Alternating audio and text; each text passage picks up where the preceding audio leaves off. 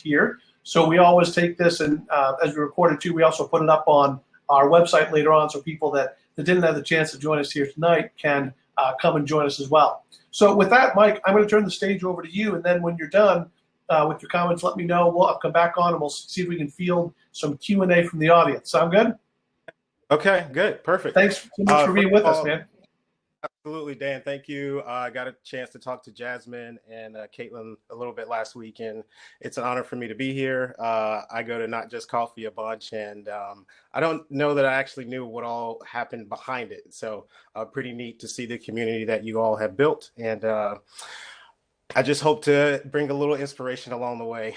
So to get started here, I got a little good news and I got a little bad news. The good news is that 2020 is almost over. The bad news is that I don't know that 2021 is going to be any different. That's all I got. So to introduce myself, I'm Mike Metcalf. Before I get started, I want to kind of put the elephant in the room, just kind of right in the middle. I'm a pit crew coach. I'm an author, and neither of those is public speaker. So bear with me as I fumble through this. I was asked to speak at the NFL Combine up in Indianapolis in 2017, and this is where my speaking career kind of began. And I was horrified. I initially turned it down, and I was like, I can't get in front of all these people. I don't want to do that. And I've never really spoken before in front of a crowd. But one of the phrases that I try to live by is that fortune favors the brave. And as I think about creators and small business owners and entrepreneurs, just remember that it takes courage to get in front of stages and to create and innovate and to think of new ideas. And we always say that the only way to get new ideas is to ask new questions, and it takes courage to ask new questions because questions can be hard. People can look at you like you're an idiot, and it doesn't mean that you're not smart, talented, capable. It just means that maybe they've not caught up to where you are yet. So keep pushing, keep going. And so in that moment, that's what we did. A guy named Sean Pete is the guy who I work with and write with. We both went up there to speak. And when we got the announcements of who all was speaking that week, everyone had a battery of consonants behind their name except for us.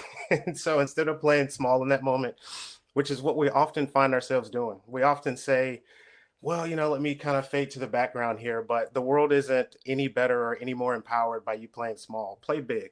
Let those gifts shine. Let those talents and abilities that you have flourish. And so we made up our own. So we went up on stage and I said, hey, I'm Mike Metcalf. I'm a CN, ASG, BURB, and PCC. And of course, everybody's kind of like, oh, well, what do we got here? So CN is just Charlotte native. I'm born here, right here in the city of Charlotte. This is home for me, and to see so many new people and new businesses and new ideas come to the city is really important. I remember when North Lake and Ballantyne and all of those were just trees, and I'm not that old, and so to see the city grow and to continue to grow with people like you is amazing. ASG is Appalachian State grad, so I'm a mountaineer. Hopefully there's a few mountaineers on here somewhere that I can connect with. BURB is backup running back. I was a second stringer my entire career at Appalachian State. And I'm sure you guys are all starters. So congratulations to you. And then PCC is pit crew coach. And so just to invite you into the pit crew world. 3 years ago, we were at Darlington Raceway in South Carolina.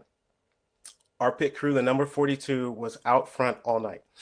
We were the class of the field. If we came in third for a pit stop, we went out first. Fourth, went out first. Second, went out first. Came in first, stayed first. Until the very last pit stop. We did 11 pit stops that night.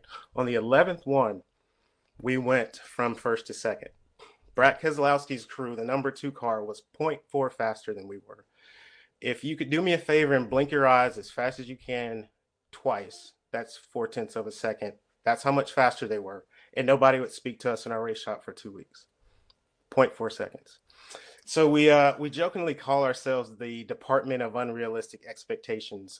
My job is to coach 5 individuals to change 4 tires and put 18 gallons of gas in a car in 12 seconds. And again, Department of Unrealistic Expectations, because they expect that to be perfect every time, no mistakes. And so can anybody relate to that? Can you relate to that pressure of having to feel like you have to be on all the time? To where there's no room for error, there's no margin, and that at point 4, it could be the difference between winning and losing. Well, if so, you're not alone. So all I want you to know is that you're not alone. To connect the Appalachian State and backup running back title of mine, I tore my ACL twice when I was in college, both at times where I was starting to play football at a really competitive, really good level. And those were demoralizing. Those were really hard for me. But, you know, like any good soldier, I kept working, training, rehabbing, and wanted to do my very, very best to come back bigger and stronger. And after the second one, I went and talked to my coach one day and said, hey, I feel like I'm back. I'm thankful for the opportunity, for the reps that I get, but I want to play more. I want to contribute more. I feel like I can. I feel like I'm healthy. What do I need to do to get more playing time and contribute to the team? And I will never, ever forget what he told me. He said, Mike, you know, when you got hurt and we had another kid transfer, I brought this kid in. He had signed with another school. I got him out of his contract, scholarship there to come here with the promise that I would play him. He would be my starter. There's not really much I can do. I know we have you when we need you. I got to run to a meeting, but I'll see you out on the field for practice. And in our racing culture, we have this theme as the owners versus renters. And when you rent something, an apartment, if something breaks, a water pipe bursts, what happens? What do? You call somebody. You call the landlord. You call the leasing office. Why? And the answer is that it's not your problem. But when you think about that first car that you bought or the first home that you bought, when you own that, there's a different level of responsibility that you want to have. And so we always encourage, when you're hiring, and even for yourselves and your own businesses, have that ownership mentality. I have an ownership mentality, but when we had that conversation, I functioned like a renter for the rest of my college experience, because I didn't think that what I could do could matter. I didn't think that what I could do would matter. It wouldn't make a difference if I worked really hard. And so I just kind of went through the motions, and I regret that. And I say that to say that as creators, as small business owners, as entrepreneurs, as leaders, as spouses, the list goes on. We're living in an age today where you can't just mandate great efforts. They have to be inspired. And what if we could go back and recreate that story and do it in a way, not from just kind of getting through and getting to a meeting. And we call this thinking vertically. A lot of times we are guilty of just working in our business, but not on our business. And we just try to do, okay, how do I get from Monday to Tuesday to Wednesday to Thursday but thinking vertically, it stops. And we kind of exasperate and think about all the options and possibilities that could exist in that moment that could take us to the next level. And what if I had a coach that was thinking vertically in that moment? And he had said, you know, Mike, you got hurt. We had a kid transfer, and, you know, I brought this kid in and I made a promise to him that he would be my number one running back. But there's no ceiling on effort or energy. Success doesn't reward the wrong person. We need you here. We appreciate you. We care about you. You're in our family. We want you to keep working hard and competing and training. We want you to be a leader in the classroom. We want you to get your education.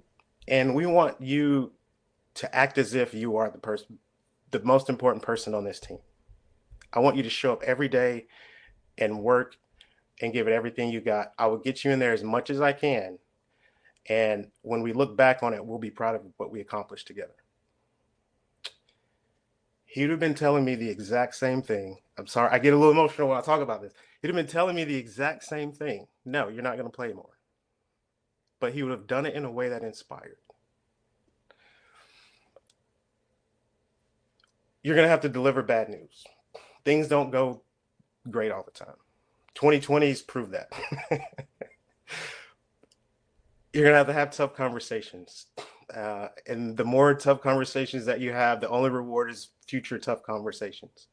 And that's okay. But always, always, always do that in a way which inspires people. To kind of spend the rest of our time on more of a diversity conversation, I want to talk about a little bit word here that seems to be a little tricky. Hopefully everybody can see that.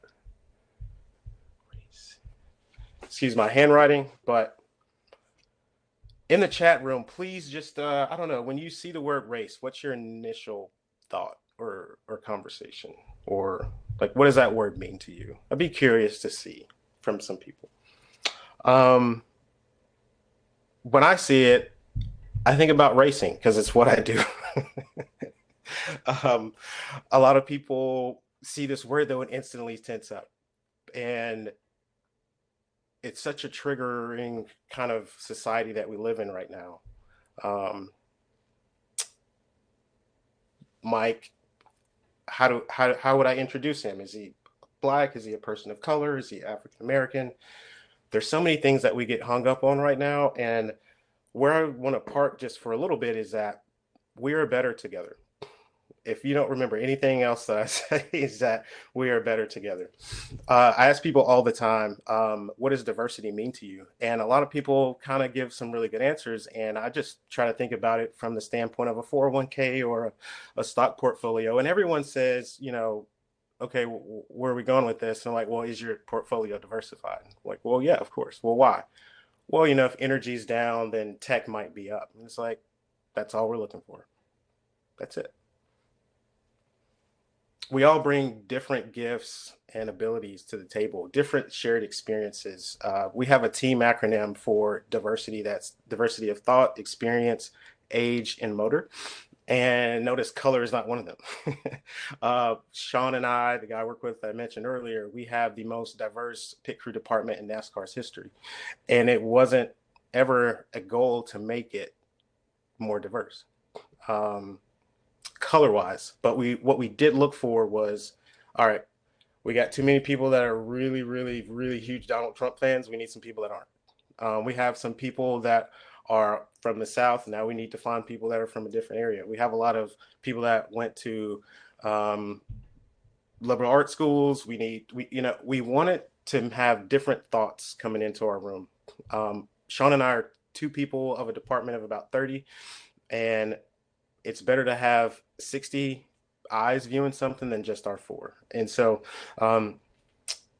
the hard part about that is that a lot of people are challenged by people that think differently than them. And I just want to challenge you to invite that. Like, a lot of times, the best way to facilitate and foster diversity is just to listen, and to listen to people that think differently than you, and not to listen to them to respond to them, but just to walk a mile in their shoes, to learn something that maybe you didn't know, to hear about experiences that maybe you've not had. Again, I'm from Charlotte. I've worked in racing for the last 15 years. I've had several teammates over the years, and only the ones that look like my color have been pulled over at gunpoint leaving a race shop. That happened to me just on 77, a highway that you're all familiar with. I've been a part of a team where we won the Coca-Cola 600, and everybody, it's like it's a crown jewel race. It's a race where you win a ring, and everybody on the team got one except for me. There was one made for me, I just didn't get it. How do I continue to work in environments like that when it hurts? The answer is that I understand that people think differently than I do. And I try to look at the problems and not the person. And I think it's up to all of us to look at the problems that we have and to continue working and moving together. So that's a little bit about diversity of thought, diversity of experience. I won't spend too much time here. I'm running out of time. People that have kind of walked in different shoes. We want people that have just seen things in a different way.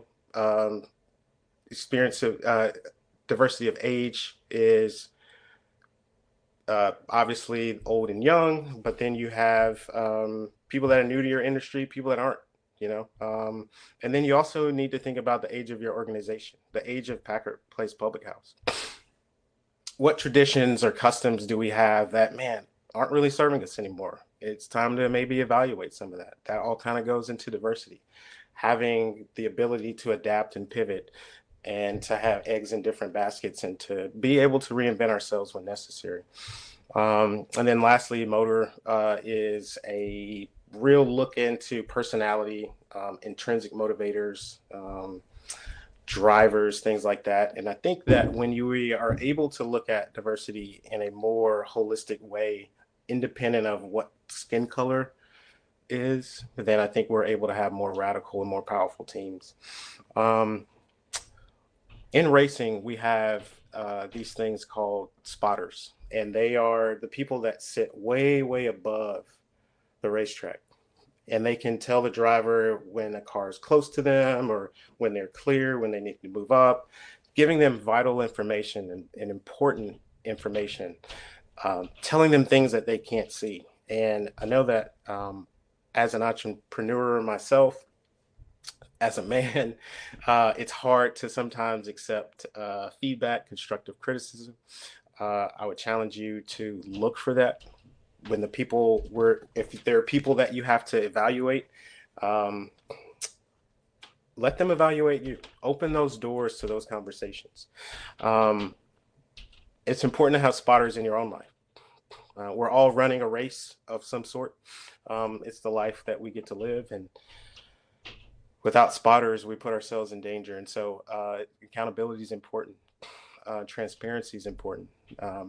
We have a tire changer, tire carrier combo that they just weren't getting along. They weren't clicking. And after a couple weeks of us looking at it, so we have analytics leads, we have a technical lead, we have all kind of engineering. We have a guy that's got a PhD in aerodynamics, which I didn't even know was a major. And we're always looking at how can we go faster? How can we save time? And we couldn't figure out why these guys were a couple tenths of a second off. And we finally got them to sit down and talk and say, hey, what's the deal? Well, one guy says, well, his shoulders are bigger than the other guys, so I can't see the lug nuts as quickly to get my gun on them to start my on pattern.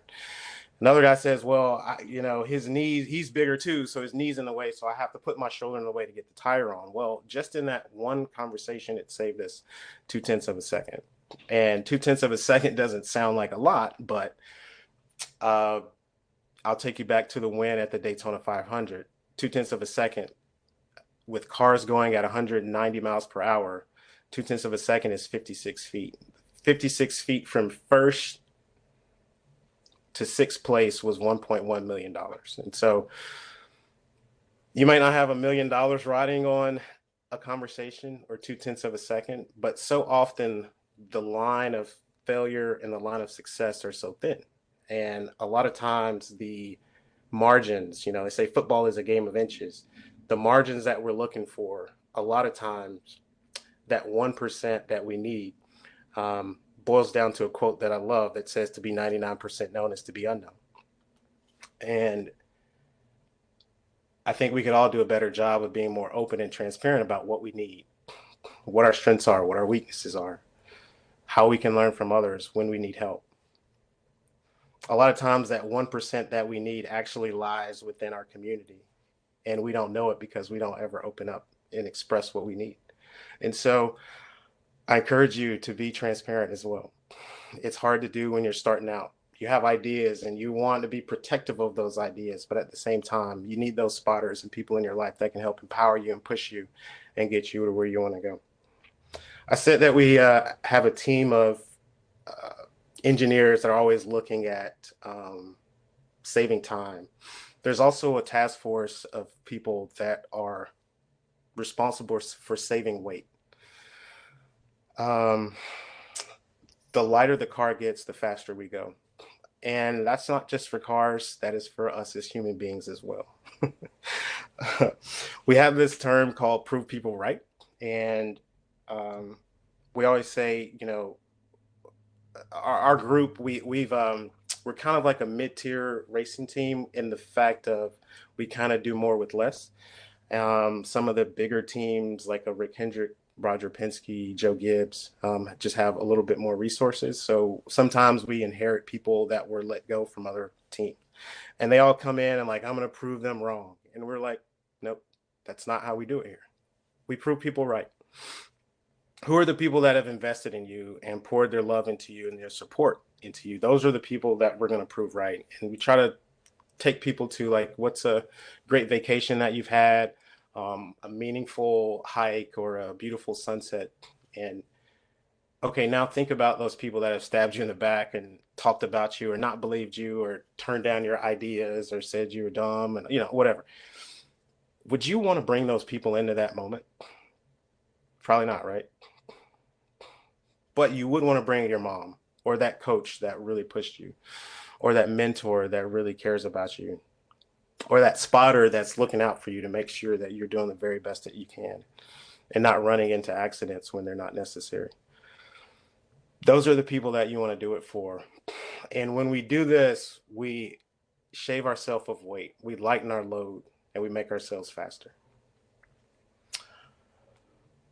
When I look at a race, it's not the starting lineup or qualifying. If you see the winning results, who won and all that, it's not that either. The race is actually that little part in the middle, if you're looking at it on like a lineup or a timesheet. It's no different than our birth dates and our death dates. Everyone's seen a tombstone. It has name and then 2 dates, but there's a little line in the middle, and that's the life that they lived. And that's our race. And when I think about who you are and the community that you are, I think we all have a responsibility to move the human race forward. And the way that we do that is if we do it with kindness. And another word for kindness is grace. It's the word grace. There's a lot of anger and a lot of just kind of unresolved tension. A lot of people are wanting to join the fight of activism. A lot of people don't care. A lot of people are tired of it and think it's enough. Wherever you are in that conversation, I just would like to invite you to have it with grace. And that starts with yourself. Some of us need to have grace for our apathy. Some of us need to have grace for our ignorance. Some of us need to have grace for some of the way that we've treated other people. The more research that I've done this year, it's really blown my mind that race was a scientific creation to jumpstart globalism and imperialism, and that it really has no bearing on like skin color or who we are or where we came from. There really is only one human race. And I think that whenever we can kind of really rally around that and remove our biases, opportunities are endless. But we have to listen to each other. We have to invite conversations that are hard. I know, like, for example, as a Black man, it has brought me to tears when people have said, hey, I'm here right now. I wasn't around hundreds of years ago. I didn't make any decisions, but I just want to say I'm sorry, and I want to help, and I want my kids to be better. That's action. That's taking responsibility. That's moving the needle forward. That's pushing people closer to each other. And again, the race conversation, any of those that you have, because I'm sure you will. If you haven't, it's coming. 2021, I think, is going to have a lot more challenges, but if we can have them with grace, if we can lead and think and create with diversity, if we can inspire instead of undermine, if we can deliver news when it's challenging in a way that moves people forward instead of pushes them down, I think Charlotte has a chance, and I think you have a chance to do something really, really, really, really special. And so I want to save a little bit of time for questions if there are any. I could go on and on and on, but I just wanted to just give you guys a little Well, something to Mike, start with. thanks. And thanks also for the openness, the sincerity, the transparency, to use your word. You can tell just listening that those are thoughts from your heart. And I think that's very, very apparent. So thank you for that. There are some questions that I want to kind of get to, because people are asking questions all along, which is great. So Ernest asked one here: what moment stands out for you when someone you knew had a change of awareness to that point in that journey and doing that journey with grace? How do you have you seen that happen in people? And is there a moment that stands out?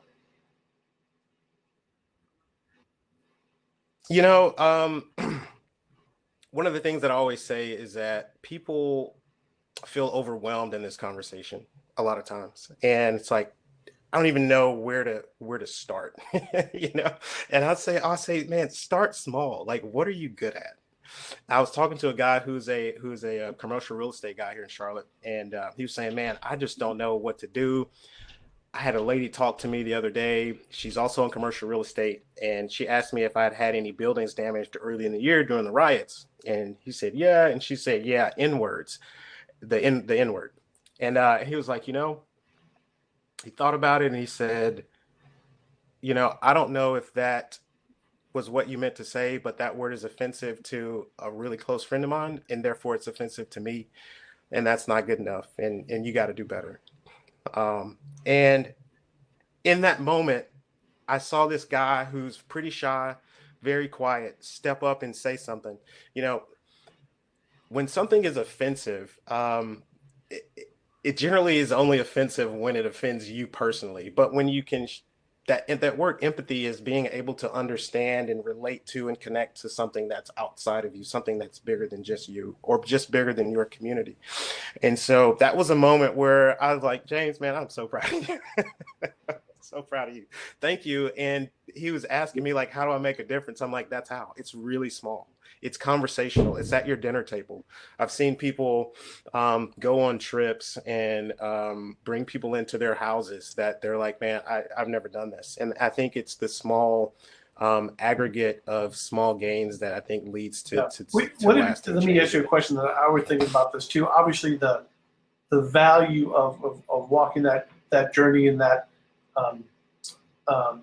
pushing yourself to have honest conversations with people has societal value. But what do you think it means for an individual, for your friend? Where does that passion come from you to challenge people to want to have that conversation? How do you think it transforms individuals? For selfishly for them, how does it make them more aware or better people? All right, say it one more time, just want to make sure I'm clear. The conversation that you want people to go have, the challenging conversations, the honest conversations, obviously societally has a great value to it. But how do you think that helps the individual? Because it's clear just hearing you talk for a little bit, you are very passionate about the development of people, right? The fulfilling of potential of people. I'm using different words, but that's what I took away from that. How does challenging ourselves to have that conversation and deal with those big issues make the person better, in your opinion? Yeah, I mean, it's kind of like a workout, you don't want to do it. You don't want to get up and go to the gym. The workout hurts, your trainer's yelling at you or you're tired. But then afterward, it feels better and you're glad you did it. It's no different.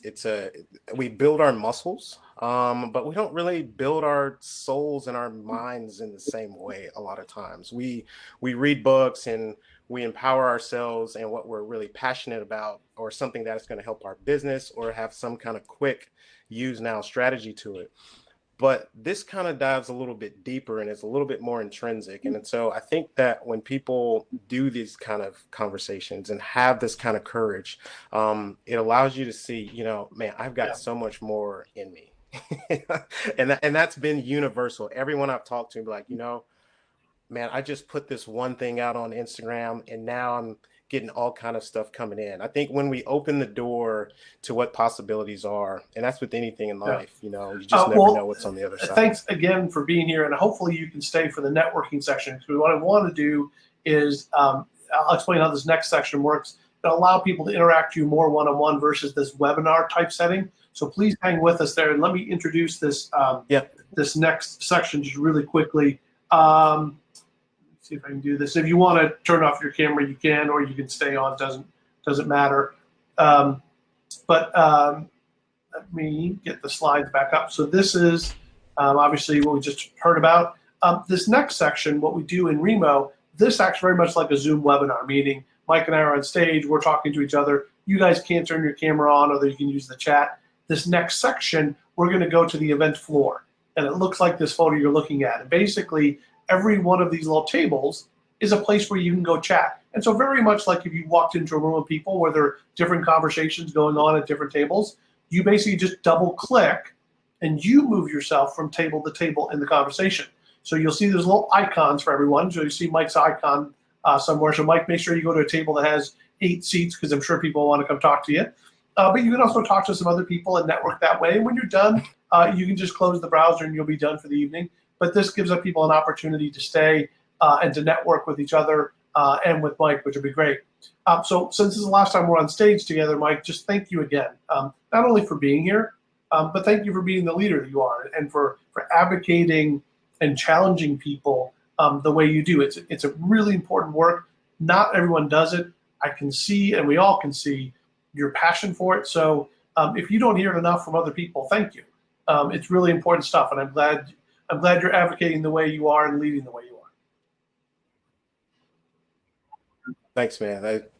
Those are kind words. I receive it. Thank you so much. And I'll try to, 12's my favorite number. So if there's an 8-seater table. Well, good. Well, I'm gonna send us all to the floor. Again, just double click to move around. Make sure at the bottom you'll see a camera on, a mic on. So you'll have to turn your camera and mic on to participate. And if you have any troubles, the chat will still be active. Just chat at us and we'll come over and provide some tech support. All right. Enjoy the networking, everyone. And thanks again, Mike. Thank you. Thanks, everyone.